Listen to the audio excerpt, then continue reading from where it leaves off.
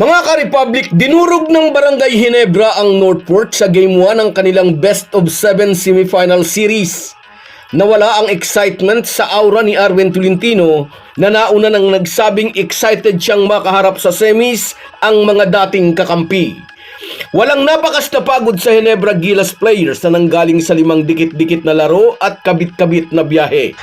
Samantala, naitakas naman ang Talk and Text ang panalo laban sa Rain or Shine sa isa pang semifinals pairing.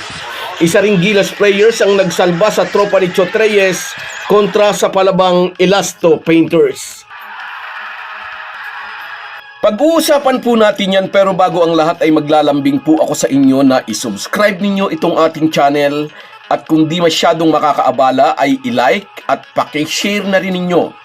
Malaking bagay po yan sa aming mga vlogger. Maraming salamat. Mga ka-Republic, inaasahan ng marami isang hardcourt ambush ang gagawin ng Northport sa Barangay Ginebra sa Game 1 ng kanilang Best of 7 semifinal series. Considering na number 1 seed ang Batang Pierre at di umano'y pagod sa Gilas duty ang core ng Gin Kings. Ngunit kabaligtaran ang nangyari. Ang Batang Pierre ang minasakir ng mga mag-aalak 115-93.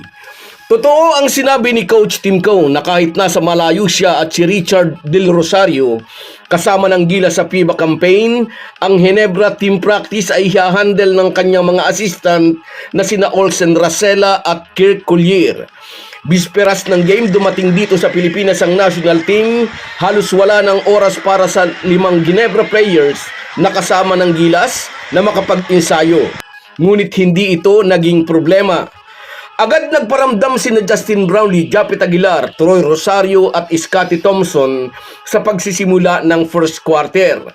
Sa naging takbo ng buong laro, parang ang Ginebra pa ang mas may kumpletong pahinga. Maaga ring ipinaramdam ng Gin Kings defense, hindi nila hahayaang makapamyesta ng puntos si Arvin Tolentino. Malayo sa average niya sa conference na ito, 8 puntos lang ang naging kontribusyon ng pambato ni Bonitan. Maalalang ng matalo ng Northport ang Ginebra sa elimination, sa post-game interview ay parang nasa cloud9 si Arvin Tolentino at sinabi pa niyang ang sarap daw palang talunin ang Ginebra. Buong-buo ang kumpiyansa ni Tolentino at sinabi pa nitong excited siyang makalaban ng dating mga kakampi nang maikasana ang semifinals match-up nila sa Gin Kings.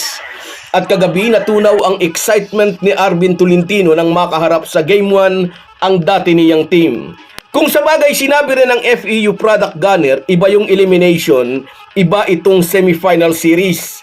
Bilang dating Ginebra player, alam niyang nag-iiba ang intensity ng laro ng kanyang former team kapag nasa ganitong stage ng competition. Medyo nakakasabay pa ang Batang Pierre sa first 2 quarters. Natapos ang first quarter sa score na 31-22. Medyo nakadikit ang Northport sa pagtatapos ng first half, 56-51.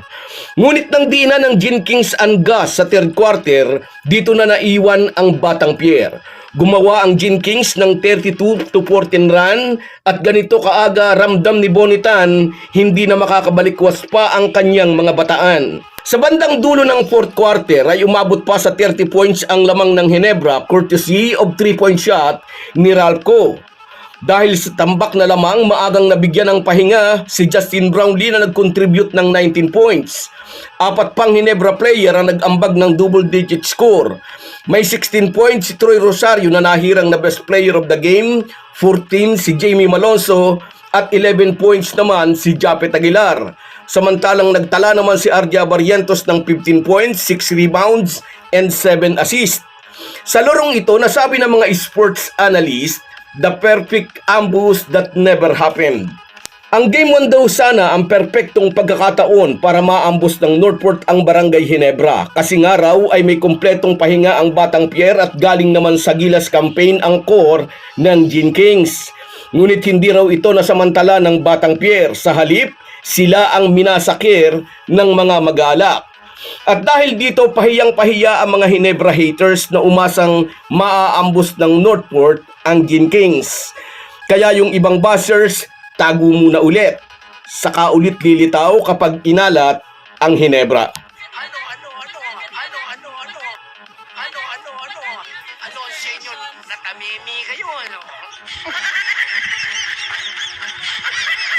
Samantala na itakas ng Talk and Text ang panalo sa Game 1 kontra sa palabang tropa ni Coach Yang Yao. Pagod din at kulang sa tulog at pahinga si Gilas player Calvin Oftana, ngunit isa siya sa naging tinik sa tagiliran ng rain or shine. Sa second quarter pa lamang, 4 na magkakasunod na 3-pointers ang ibinuslo ni Oftana. Ngunit matalas din ang outside shooting ni Adrian Nukum na nagtala ng 18 points na may kasama pang 11 boards, 2 blocks and 1 steal. At hindi nakaligtas sa mata ni Coach Reyes at Jason Castro ang husay ng rain or shine shooting guard. Sa post-game interview, pinuri ni Reyes at Castro ang effort at husay ni Nukum. Ngunit para kay Adrian Nukum at sa buong tropa ng Elasto Painters, magiging matamis ang ganung papuri kung maitatabla nila ang series bukas sa Game 2. Sa Philsport Arena ang laro bukas. Second game ang Rain or Shine versus Talk and Text, 7:30 PM yan. Alas 5 ng hapon ay mauna ang laban ng Ginebra at Northport. Tingnan natin kung makaka-recover ang Batang Pierre. But for sure, hindi ito bibibihin ng Gene Kings. Magbabaon ulit ng matapang na alak ang mga bataan ni Tim Cone para lasingin ang mga kargadores. So guys, yan lang muna. Hanggang sa muli. Kung wala po kayong mga viewers namin ay walang magtatagumpay na vlogger. Kaya salamat po sa inyong panunood.